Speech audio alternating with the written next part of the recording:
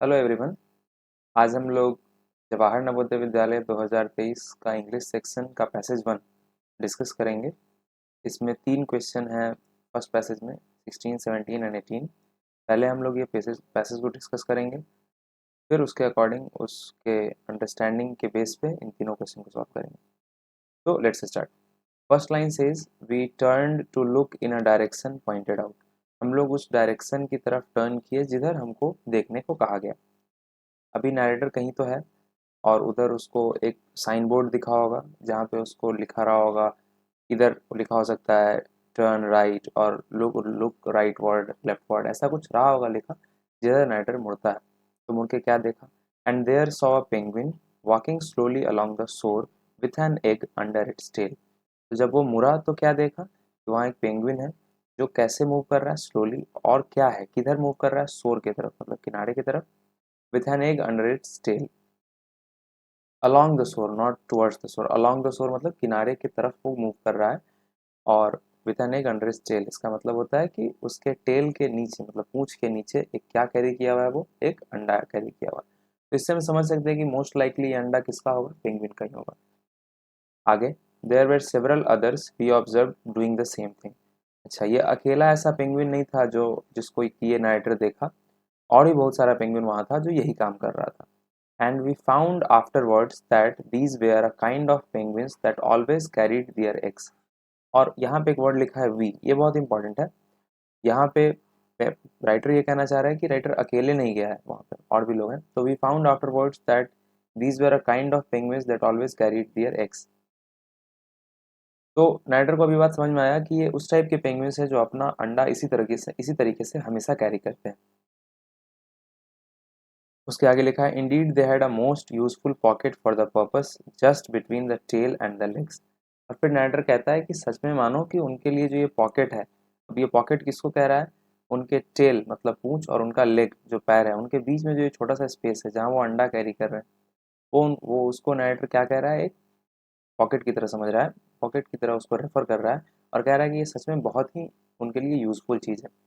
We were very much struck with the regularity and the order of this colony. अच्छा, यहाँ word use हुआ colony, इसका मतलब क्या है कि वहाँ पे सिर्फ एक पेंगुइन नहीं था और भी बहुत सारा पेंगुइन था जो यही काम कर रहा था, इसी रेगुलरिटी से कर रहा था। तो नाइटर कहता है कि हम लोग को ये बात देख के बहुत ही आश्चर्य हुआ या अच्छा लगा। स्ट्रक यहाँ पे यही सेंस दे रहा है। The island seemed to be divided up into squares of which penguins possessed one. यहाँ से क्लैरिटी मिलना शुरू हो गया ज़्यादा।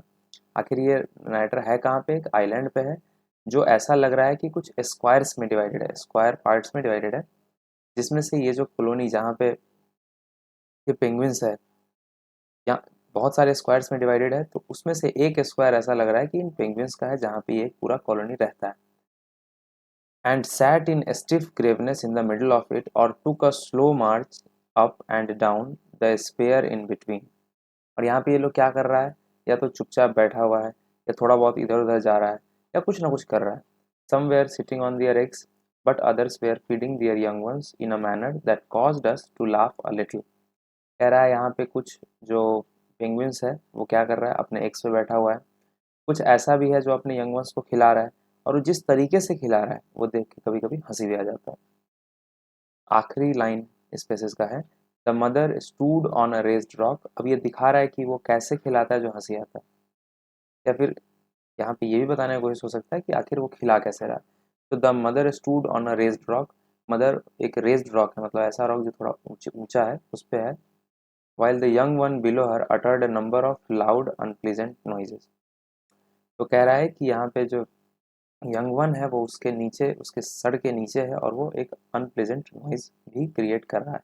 अनप्लेजेंट नॉइज मतलब ऐसा नॉइज जो प्लेजेंट नहीं है, जो उसको सुन के अच्छा नहीं लग रहा।